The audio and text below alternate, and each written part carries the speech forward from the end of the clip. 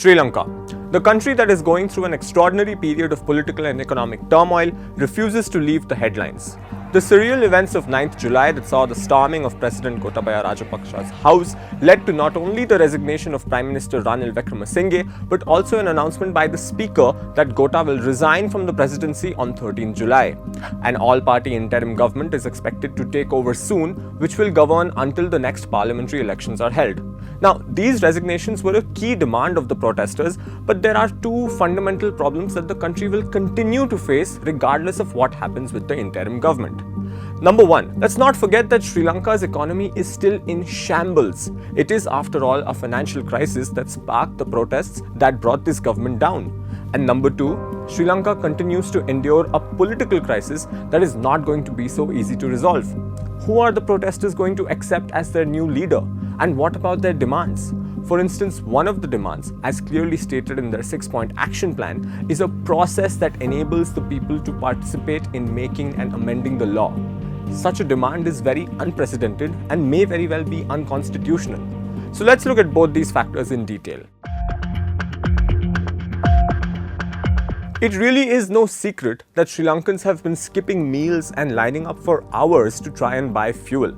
The situation with fuel especially is so dire that towards the end of June, the government had to suspend the sales for non-essential purposes.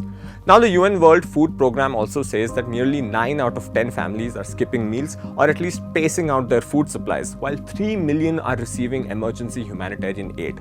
The Sri Lankan government owes more than $50 billion and is unable to even make interest payments on the loans that it has taken. Forget actually paying back the loan. And according to official data, food prices have risen by almost 60%, and the tourism sector is not doing any better than it was before the financial crisis started. FDI into the country continues to remain scarce. So what is being done to help the economy? Well, India is playing a big role. Sri Lanka is being supported by $4 billion in credit lines from India, and other countries like China, the US, Japan and Australia have also provided a few $100 million in support. But the main hopes of the government will hinge on the IMF, which one day after Gota's house was stormed, did say that it was closely monitoring the ongoing developments in Sri Lanka and that it hoped that the political crisis would be resolved soon, so that the resumption of a dialogue on an IMF-supported program can happen. But the bailout plan is still pretty far away, given that the IMF would like to ensure that the package is accompanied by strict conditions so that the aid isn't mismanaged. Wickremesinghe himself recently said that we are participating in the negotiations as a bankrupt country.